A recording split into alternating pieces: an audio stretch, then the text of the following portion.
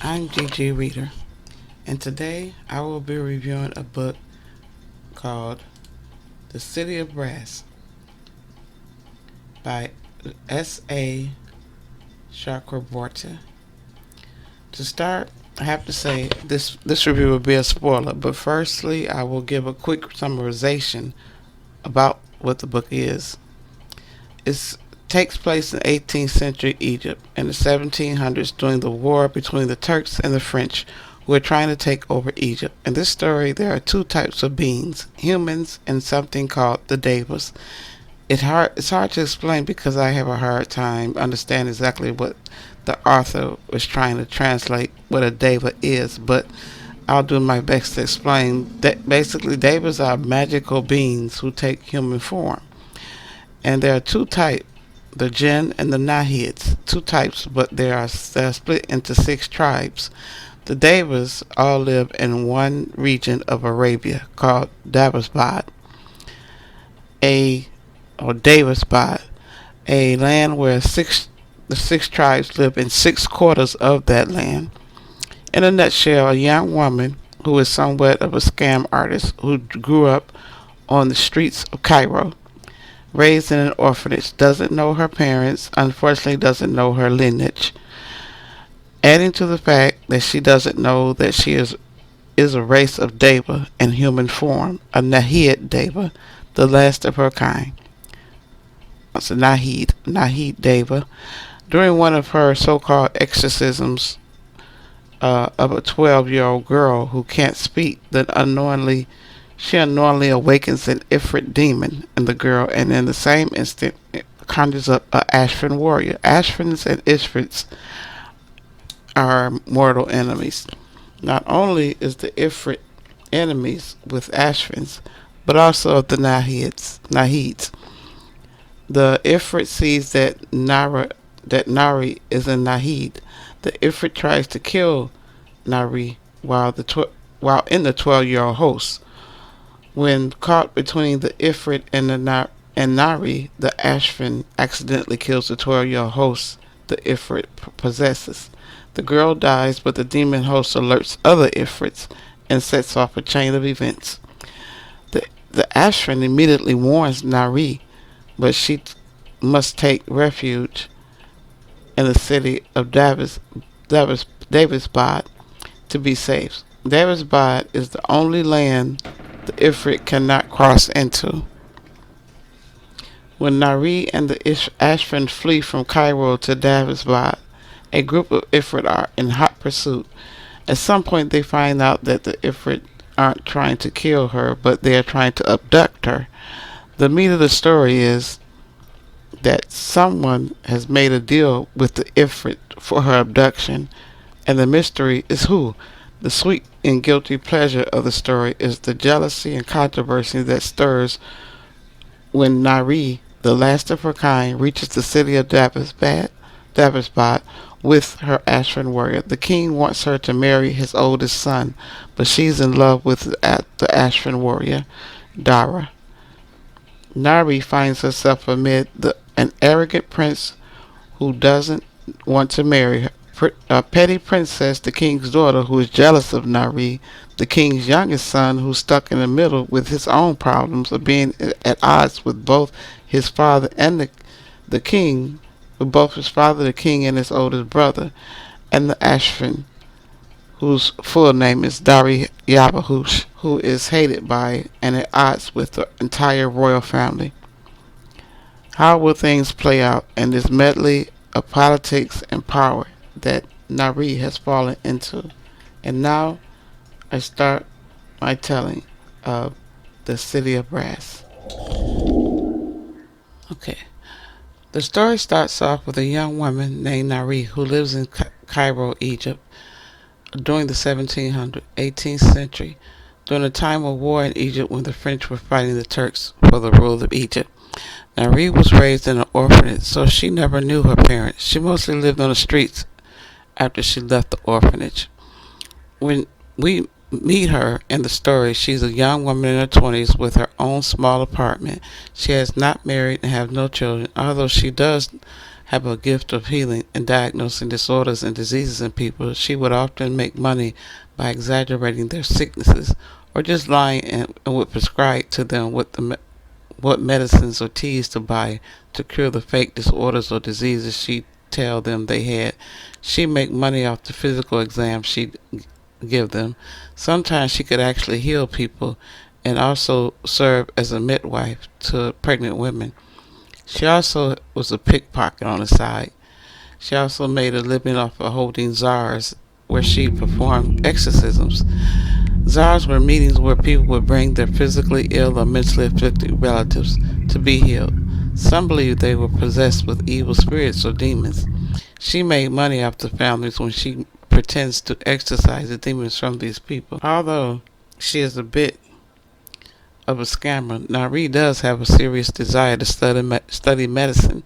She does learn a bit from an older man in her neighborhood who runs a pharmacy, who she befriends. One day when Nari is holding the czar, a young girl is brought to her.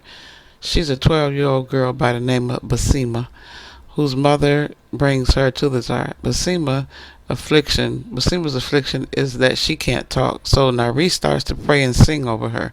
Nari knows many languages. This day she sings a song during this exorcism over Basima. Of course, the girl does not speak or act any different afterwards, but there are many people at the czar event, and Nari passes the tray around and collects money after the exorcism. This day, something strange and different happens with this client. Basima, who normally doesn't make eye contact or communicate at all, but this day she makes eye contact with Nari while she's singing this song in the strange language. No one can identify the language Nari sings. Nari doesn't even remember where she learned the song, but the girl Basima seems to respond to it. After Nari's session is over, Basima's mother asks, is she cured? Because the girl still isn't speaking, she tells Basima's mother, oh, the spirit is still with her, but it is with her to protect her. She won't speak, but she'll be okay. Then she tells her to go to the pharmacy and buy her some type of tea that will be good for the girl. Later, something terrifying happens on the way home. On the way home, Nari gets lost. She has to take a shortcut through a cemetery outside of one of the tombs. She sees Basima. She asks Basima why is she out so late and alone, and tells her her mother will be worried. And lo and behold, Basima starts to speak to her. She starts to ask Nari questions. She says to Nari, could that really be you? You're about the right age. Nari can't understand what she's asking and why. It was the demon in Basima who was talking to Nari, but Nari has no idea what is happening. The demon continues, surely you know what I am. The Marid must have warned you about us. Nari replied, the what? Now Basima continued, the human magic you did. Who did you call for? Nari replied, magic? I didn't do any magic. Basima asked again, who did you sing for? Nari replied again, a warrior, I think, but it's nothing, just an old song. The demon in Basima looked around as if to be searching for something in the sky. The sky in the cemetery turned dark. She spoke again, saying, that's not possible. He's dead. They're all dead. In that instant, a giant swirl of black smoke appeared at so many feet from where they were standing. From that swirl, a man appeared. Suddenly, Basima ran off. Nari yelled to her to come back, not realizing she was speaking to a demon and not Basima. The man who appeared was an Ashman by the name of Daevabad, who's an ancient warrior. He cried out, Solomon's eye, I will kill whoever called me here. And this is where the entire story starts. This is where we learn what Nari doesn't know, is that the song she sang over Basima at the czar not only woke the demon up inside of her, but also conjured up an Ashman warrior, Daevabad, who hunts demons. The ifrit and Ashman are immortal enemies. This is where it gets scary. The demon Basima wakes up some of the dead in the cemetery. The ghoulish corpses come after Nari, while Daevabad immediately starts to cut them down. Basima runs off while the Ashman fights the ghouls off. Then Basima appears again while the Ashman is helping Nari fight off the ghouls in a cemetery. I see you found my servant, she says to the Ashman. The Ashman yells back at her, Ifrit. Basima yelled back to him, Ashman, what a pleasant surprise. Last I heard, you were dead.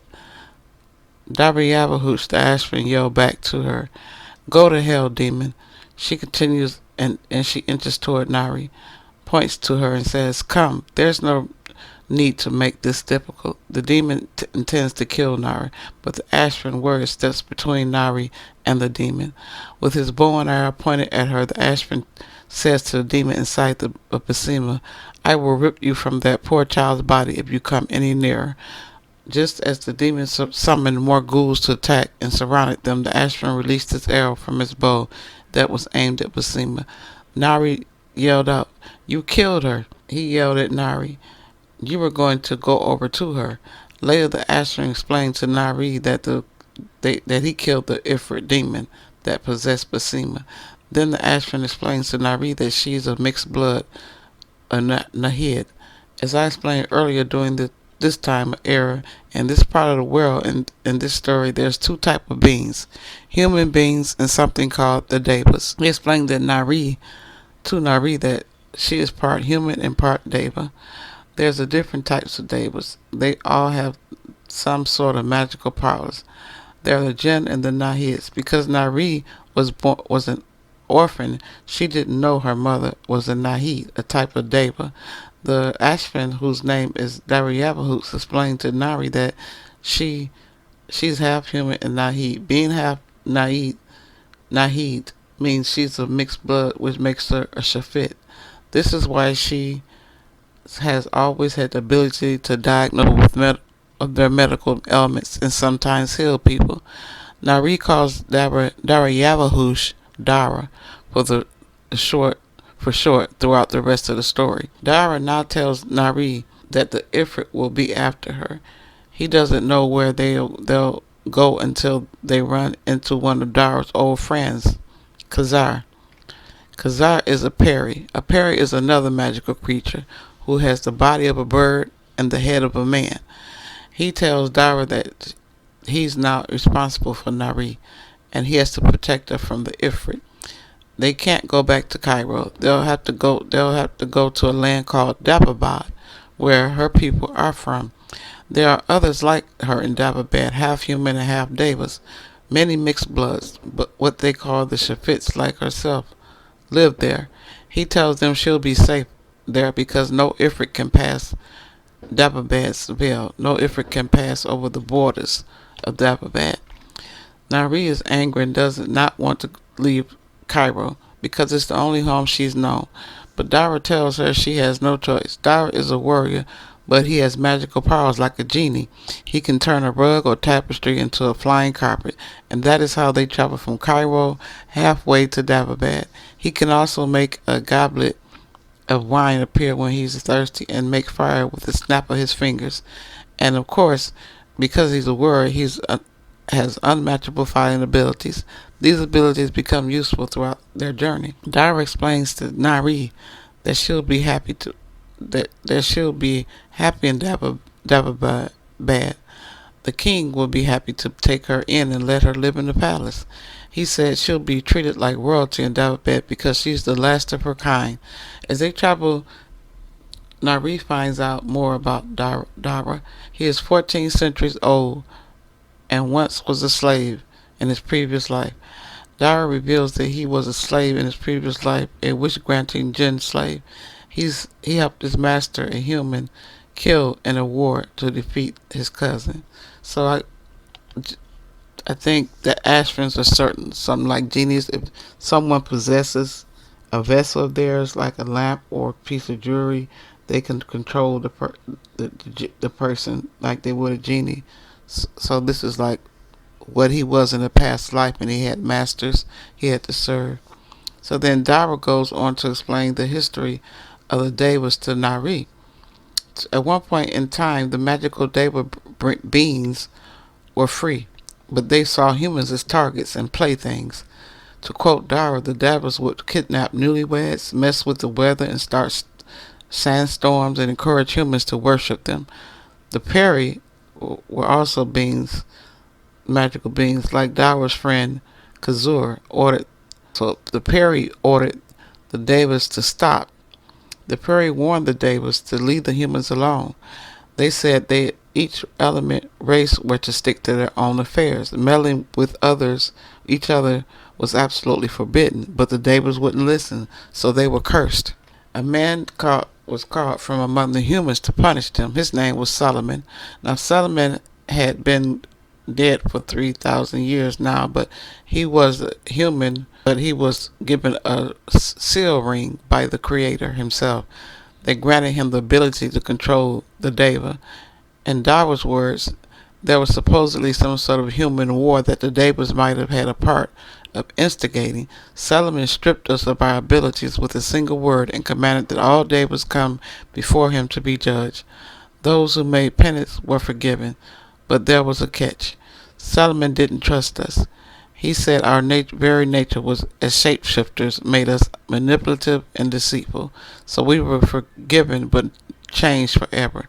He trapped us in human-like bodies, and we would only live a few hundred centuries, but with magical abilities. Dara goes on to explain the history of the Ifrit.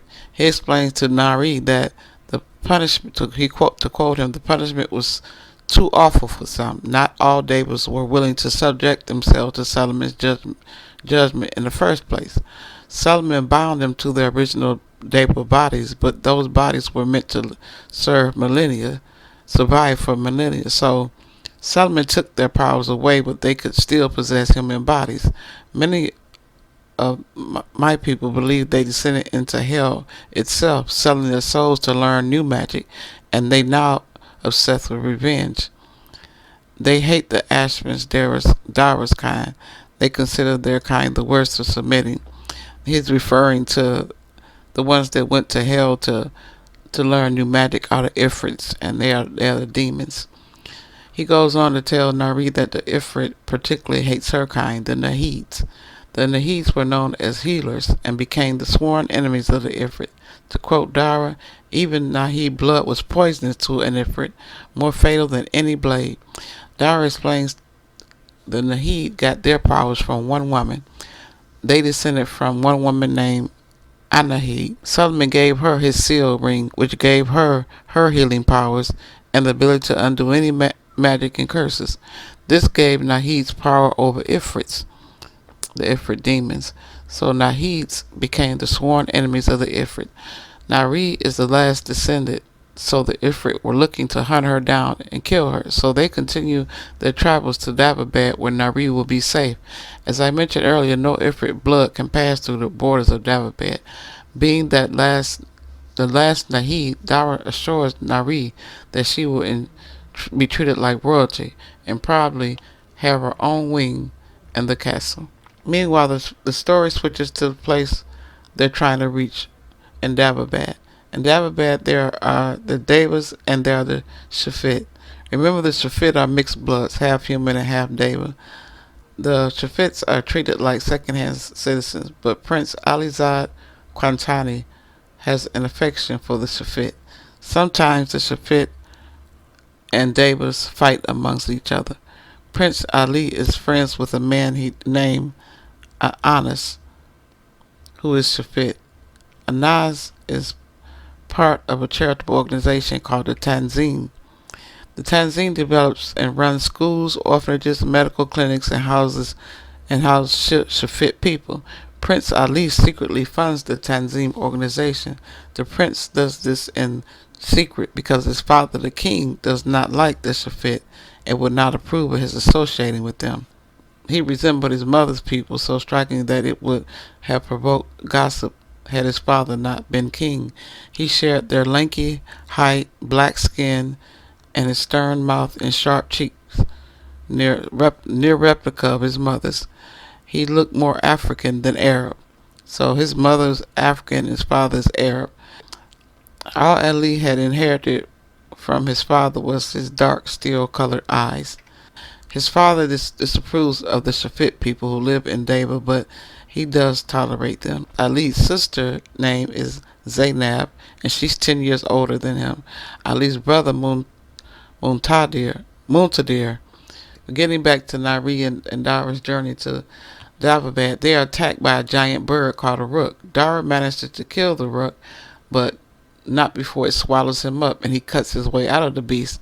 This stunt almost causes Dara to die, but Nari brings him back with her healing powers. Dara presumes the bird was sent after them under the command of an ifrit. After that episode with the rook bird, they find shelter and refuge in a cave in the mountains near the Gozan River. The Gozan River is the last river they have to cross to get through a forest and finally to Daevabad on the other side. As they rest for the night in a cave, they plan to cross the river the next morning. Before they fall asleep, a storm starts. There's a lot of lightning, but something is strange about the storm. Dara gets up and looks outside the cave. He notices when lightning strikes the tree. The tree is set on fire, but something odd happens. A drift of black smoke moves up the mountain towards the cave. Dari senses it to be an ifrit demon. He yells out to Nari, "Run! Run towards the river!" Nari makes a run for it. Books and stories have their epic chapters and moments, but this one is one of those epic moments. In chapter 11 is why I like to read fantasy. This is where the rubber meets the road. To put it precisely, in chapter 11, page 201, is where all hell breaks loose. So here we go. It starts with Dara running for the river, but before she makes it, an ifrit demon materializes right before her. There's a loud and bright crackle of blue lightning. Nari throws up her hands to protect her eyes. She opens her eyes in the haze of quickly evaporating blue smoke. To quote on page 201, "Then the ifrit was there, towering over her, his arms as thick as tree boughs. She runs for the river. She reaches the river and jumps into the shallow end of the muddy shore. She tries to submerge herself, but before she makes it, it grabs her ankle. She claws at the river bottom, but the ifrit is stronger. He yanks at her ankle and drags her back. At some point in the skirmish, Nara finds out her blood is poisonous to the ifrit. When she accidentally cuts herself when stabbing at the ifrit, her blood mixes with his. She stabs him in the chest. While he's on the ground gasping for breath and begging for his life, he knows Nari is Nahid and can heal him. Nari says she'll kill him if he tells her who sent him after her. He says, "Your mother. We made a deal with Manazeh." Nari is shocked. She doesn't understand how demon knows her mother's name and doesn't know if she should believe him. He yells out for her to heal him. Nari defiantly tells the ifrit, "I lied," then drips more blood on him, stabs him, and once more and kills him. And the moment she's so stunned, she looks at the dead ifrit and thinks, "I killed a man." She thinks she killed a man, but actually she killed a demon who was the host of it in a human body. Suddenly, Dara runs down the hill to the river shore where he's standing over the body. Dara yells out in surprise, "You killed an ifrit." He's so excited he yells again, "You killed an ifrit." No sooner than that, 3 more demons show up. 2 male ifrits and 1 female. The female, named Asima, tells Nari she would not harm her and calmly asks Nari to come with her. Nari is standing in the river water now, and all 3 are beckoning for her to come out the water. Dara is busy trying to kill one of the ifrits, but his arrows only pass right through him.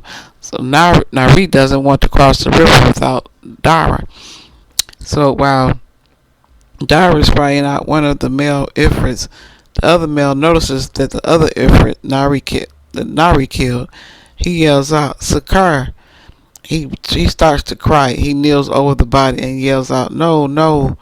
And that part for me is like a bit of a comedy relief when Nari thinks to herself in the moment the ifrit were demons.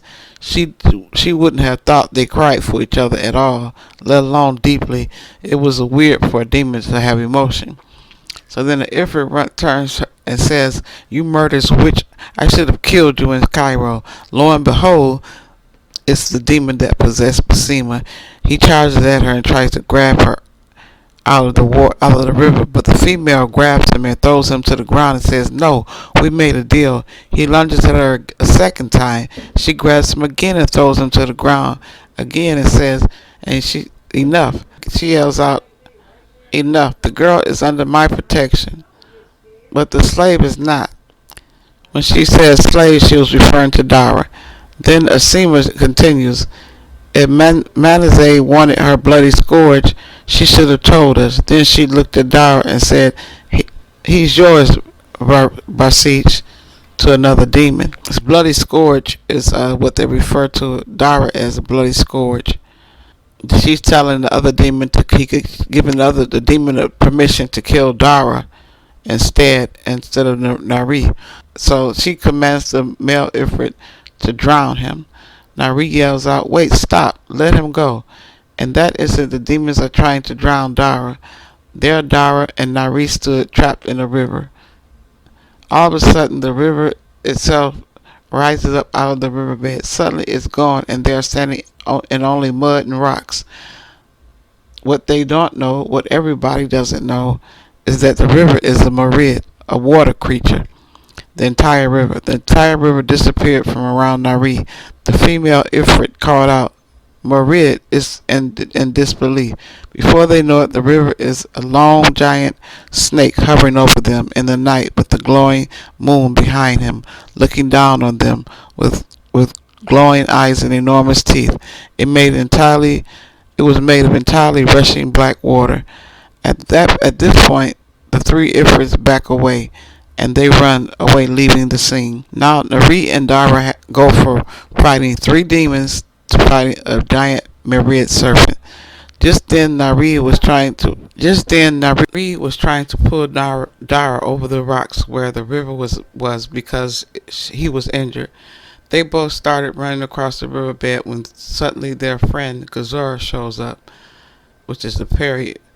He's injured and dying himself because someone was chasing him. Wow, how many things can happen in one chapter? So anyway, because Khazar is the Perry who can command the other Perry, close behind him, before he arrives, is a very large rook. So he's commanded the rook. The rook is the same type of giant bird that previously attacked them, like the one Dara had to cut himself out of and kill. But this one is here to help. He's under the command of Khazur. The rook descends on its prey, the Marid river serpent. It attacks the serpent. The rook sank its talons into the serpent. Steam evaporated from its sides. It ducked towards the ground. The serpent let out a defeated sound. It collapsed in the distance with a crash and flattening back out across the land, gone in the distance. So in chapter 11, they managed to escape not one, not two, not three, but four Ifrit demons. And remember, Nari managed to kill one of the Ifrits. They also escape a Marid serpent. But Dara's friend Khazur dies. So they continue on their journey to Daevabad. So in chapter 15, Dara and Nari finally make it inside the city of Daevabad. At a certain time of night in the city shuts down. They're walking through the city. It gets late and there's a curfew. The people start to disperse and go to their assigned neighborhoods. There are 6 gates for the 6 tribes. Dara and Nari push through the crowd towards the Daba gate. That's where the king and the royal family stay. So suddenly a Shafit man starts to preach in the middle of the citadel on top of a fountain. He accuses the Gaziri of slavery and kidnapping a Shafit girl. The group of the Shif threaten the one Gaziri guard at the gate. Dara challenges them all to fight. The guard warns Dara and tells him more guards are on the way, but Dara insists on fighting the Shafit crowd. He tells the guard who he is. He says he's Dara Yabahush, the Ashman. The Shafit crowd and the Gaziri guards thinks Dara is one of many mental nutcases who claim to be the infamous Ashman. Because Dara is like historical. He went down in history, but so it's a lot of crazy men that came before him claiming to be him, so they think that Dara is nuts when he says he's the real Dara Yahu's. So they all laugh, but he grabs a weapon. By now, a group of Gaziri have shown up, which is the Gaziri is the king's royal guards, show up to back up help for the one guard against the crowd of Shafits. And right there in front of everyone who didn't believe Dara when he said who he was, he turns two of the winged brass lions in front of the Daevabad gate to life. He even shocks Nari. She's seen him make a carpet fly from Cairo to the Euphrates River, but she didn't know he could turn the inanimate objects to life to make winged brass lions pounce, breathe fire, and attack on command. The crowd dispersed really quick, and was taken seriously, and he was taken seriously, and he and Nari were let into the Daevabad gates. Nari and Dara are let inside the king's audience hall. He is listening to the courtiers. As soon as he spots Nari, he freezes and yells out, "Manazeh." He looks bewildered and says, "You're alive." The prince corrects the king and says, "That girl's not Manazeh, Abba. She looks so human she shouldn't have passed through the border." So he actually thinks Nari is her mother, because he knew her mother. The king finally realizes that she's not Manazeh, but Manazeh's daughter. The king informs her she is truly a purebred Nahid and not a half-human. So she's not Shafit. She found out she's really 100% Nahid. Even though to everyone else she looks human, King Ghazan says she is pureblood and is under a spell to look human. Ghazan also tells Nari the Ifrits are the ones who murdered her mother. Nari is immediately given her own room and wardrobe. She meets Nesreen, the woman who was the aide to her mother and uncle. Nesreen runs the infirmary in the palace. The infirmary is like a hospital in the palace, and is where all the sick people in Daevabad come when they are ill. Nesreen will play an important part in Nari's life in the palace. Because Nari is the last known Nahid in the kingdom, she is expected to know how to heal every ailment. So from then on, her only duty in Daevabad and in the palace is just she has to serve as sort of an apprentice or intern to Nesreen. And Nesreen tells Nari not to trust Princess Zainab because Haset, Zainab's and Ali's mother, didn't like Nari's family. There's so much pettiness going on already in this family. So anyway, now Dara has warned King Ghazan and the royal guard that they must prepare to fight the Ifrit if and when they attack, because they figure they will follow up there to Daevabad. So Dara agrees to go on a 2-month expedition with Ali's brother Muntadir, but Ali doesn't know it's a tactic of the king to get him away from Nari. Ghazan lets Ali know that he plans to marry Nari to Muntadir. He tells Ali, "I'm going to marry the Nahid to Muntadir." Ali is shocked and confused. "You're going to do what?" So on page 309, chapter 17, King Ghazan tells Ali there will be an arranged marriage between Muntadir and Nari because the Daevabad people of Daevabad find out the daughter of Manazeh is the last of the Nahids, is alive and now lives in the palace, and they are elated and they worship her. So the king sees this as an opportunity and takes advantage. He thinks the marriage has potential to put him and the entire royal family in good graces with the Daevabad people, who are the citizens of Daevabad, and will bring peace to the city. Ali disagrees and says that they don't know enough about Nari, and Muntadir will never agree to marry her. The king responds he'll do as he's told. The king also let Ali know he knows of his involvement with the Tanzanian organization. Ali is shocked and speechless. He warns Ali to never betray him again. He tells him in order to get back in his good graces, he must befriend Nari. He knows he doesn't like Nari, but because he plans to marry her off to Muntadir in 5 years, he feels she should be on he should be on her good side and gain her trust. So far, Nari doesn't even know that the king plans to marry her to his son, Prince Muntadir. Dara tries to break the news to her, but he has something else in mind. So Dara meets Nari in the Daevabad Grand Temple while she's taking a tour. Dara doesn't like Prince Muntadir or anyone in the royal family. Basically, he tells her the king plans on about the arranged marriage. Then he hints that Jamshid, the son of the king's grand wizard, is a good match for her. And in his words, he tells her, quote, he's a good man, bright, kind-hearted, and a talented warrior. Now, Rita's confused and shocked. She responds, what are you trying to say, Dara? And Dara says, only that you seem well matched. Nari says, well matched. And Dara says, yes, he would be a good alternative for if King Ghassan presses on with the idiotic ifrit demons. After what happened in the cave, he shook his head and a faint flush stealing over his face. That should never have happened. You were a woman under my protection. I had no right to touch you that way. Nari snapped back. I remember it being mutual, but as the words left her lips, Nari recalled that she had kissed him first, twice, and the realization twisted her stomach into a knot of insecurity.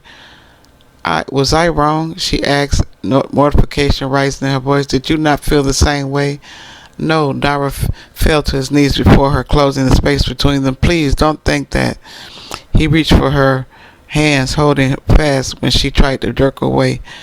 Just because I shouldn't have done it doesn't mean, he swallowed, it doesn't mean I didn't want to, Nari.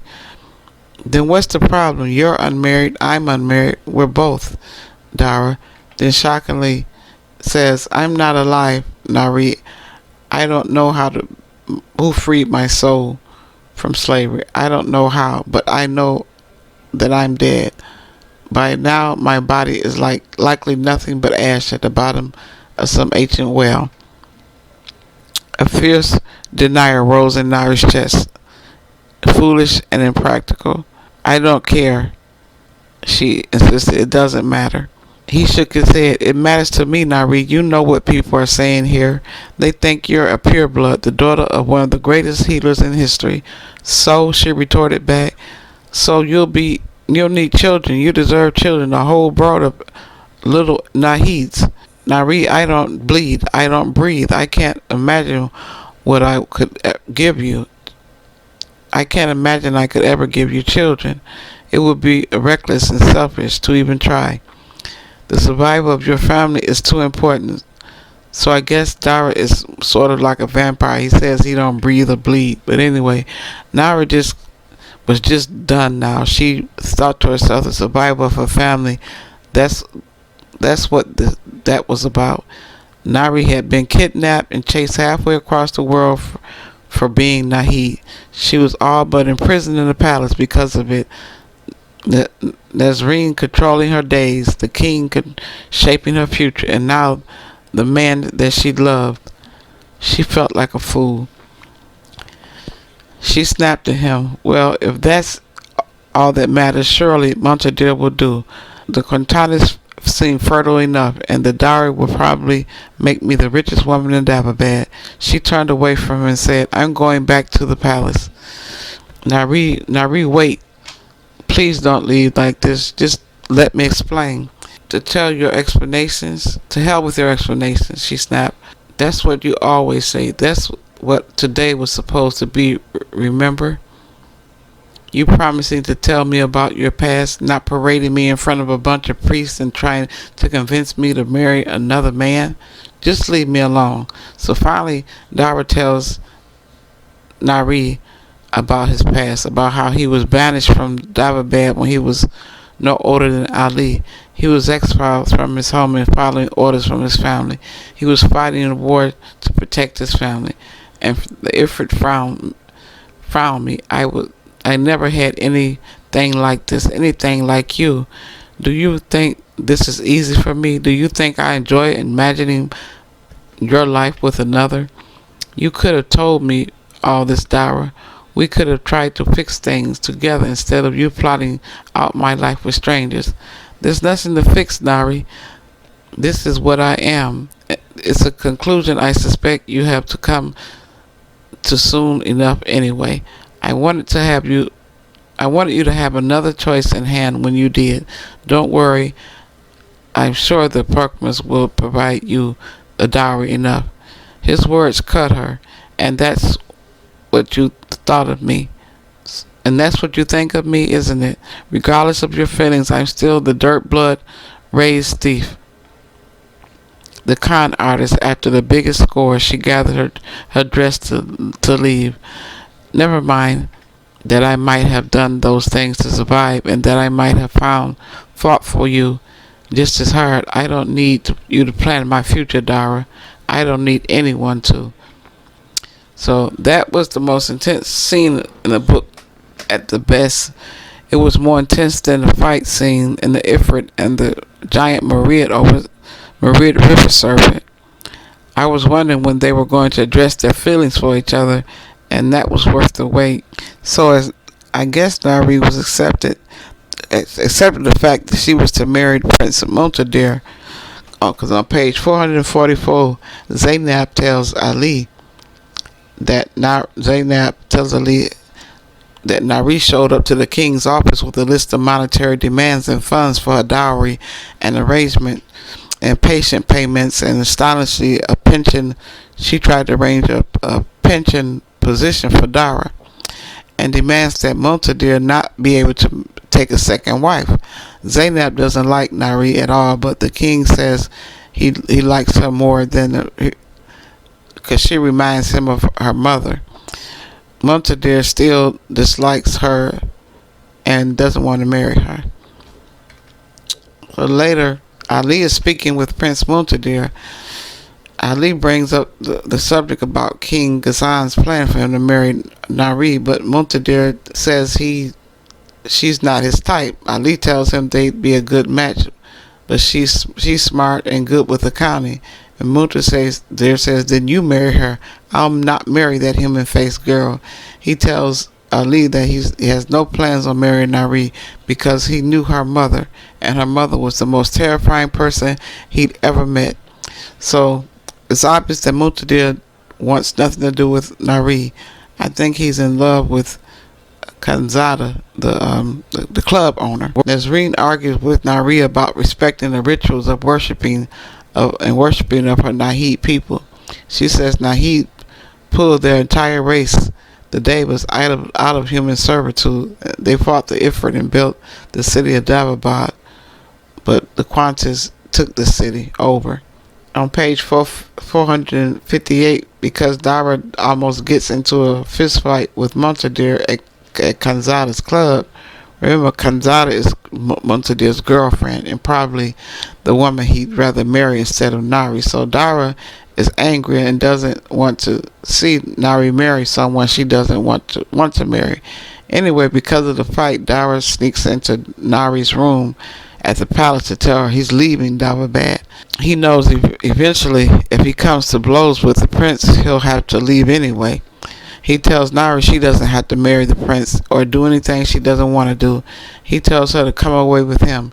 He says they'll have allies outside of Daevabad and they can take refuge with who they can take refuge with. Ali walks in just as they're about to leave, and Dara and Ali get into a fight when he's about to leave with Nari. So Dara and Nari flee the palace together, but they take the Prince Ali with them as a hostage in case the royal guards catch up with them. Montadir reminds Ali that his father would kill him if he knew that he was with the Shafit men the night they killed the two Deva men in the royal guard. When they flee from the palace, Ali sets a trap before the small vessel Dara and Nari are trying to sail away in. After Ali is wounded and knocked overboard, he emerges from the lake being possessed by a Marid creature. And while he's possessed, Ali kills Dara. Ghazan then everything switches. Ghazan tells Ali and Montadir The Madrid will help the Anyadla take Daevabad from the Nahids. King Ghazan tells Ali a Madrid possessed his body and he fell in the lake. So after Ali is possessed by the Marid and kills Dara, they go back to, they take the royal guards catch up with Dara and Nari, and they take them all back to the palace. And what Ali is still possessed by the Marid, but it's permanent, and he's not Dava, he's not the Djinn anymore. He's a Marid and different things, but he's sick and he's in the infirmary. And the king Ghazan tells him that tells Ali a Marid possessed his body when he fell into the lake, giving him the power to use Solomon's seal to kill Dara. And Ali and Muntadir and King Ghazan talked amongst themselves and agreed no one must find out how David won the war. The king tells Ali, so now the king tells Ali that he's going to send him into exile to Amgaziri, stripping him of his title and treasury. I guess because of his past alliance with the Tanzim and because he was now Marid. Basically, his father was abandoning him and knows when the Ghaziri people sees that the king has abandoned his youngest son, they will assassinate him. King Ghazan intentionally does this. It was the way of executing his own son. He has let Ali know it because he felt Ali has betrayed him. So in the meantime, Nari is banned into her room by the king and is trying over and over to remember the song she used from the beginning of the story to conjure Dara back up into existence again. But she can't. Remember, even though he was killed, the Dara is an Ashran warrior, and he's a Djinn, which means he could be conjured back up the same way. Even though he died, he could be conjured up just like a genie. But she needs the vessel, which was his ring. Some genies have jewelry, some genies have lamp, and so she needs his ring.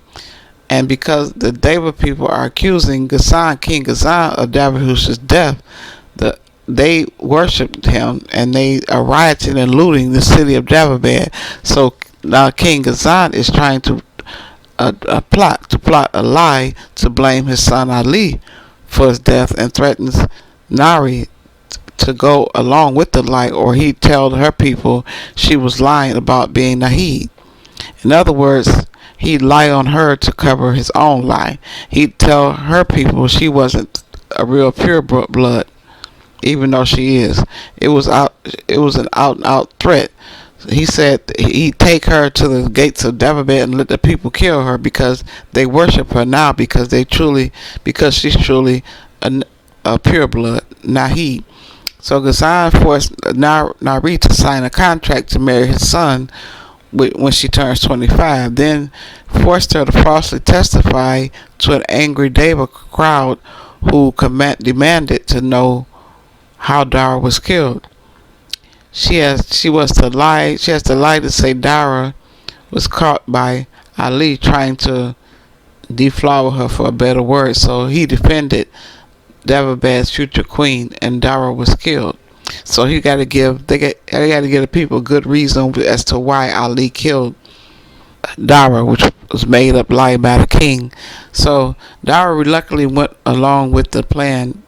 Nari reluctantly went along with the plan because she really had no choice. Later, Nari plotted her revenge. So Nari is going to come up with something. We learn the past on the last page. It's like the book ends in a cliffhanger. We find out that Nezreen has saved the vessel of his ring. Remember,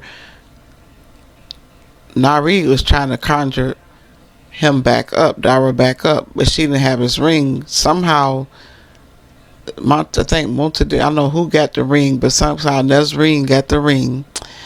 A vessel is needed to resurrect the African Djinn. So Nezreen has obtained it, but instead of giving it to Nari, she gives it to Kaveh, who's the Grand Wizard, the King's Grand Wizard. He wants Dara resurrection. Dara resurrection as much as as much as Nari does, because he wants to get revenge on King Ghazan. Because remember, his son, Kaveh's son, the Grand Wizard's son, Jamshid, was injured in the fight trying to protect Ali, the king's son Ali. And he didn't die, but he's in some type of coma. So he's mad at the king. So he wants to get revenge on the king. So he's going to help. He's going to in the plot with Nazreen now to bring Dara back with the ring. And like I say, the only reason why they won't give it to Nari is because Nari doesn't know how to bring him back. So he blames him and Montadir for his son Jamshid's near fatal injury. He's not sure he'll recover from. Nazreen doesn't give the ring to Nari, so she doesn't have the ability to knowledge to bring him back. We get another shocking reveal when she tells him to give the ring to Manze. And it's like, what? Because now Manze, who is Nari's mother, is supposed to be dead, but the last thing she tells Khazar, the Grand Wizard, is give this ring to Manze. So this whole time, that's the cliffhanger. Manze, Nari's mother, is actually alive. We learned at the very end of the book, Nari's mother is still alive. So now I can't wait to read the sequel to the book, which the next sequel to the book is The Kingdom of Copper. And it's going to be good. It's going to be on and popping, because I can't wait to see how Dara is brought back to get his revenge. Him and Nari. Okay, thank you for listening. Please like and subscribe.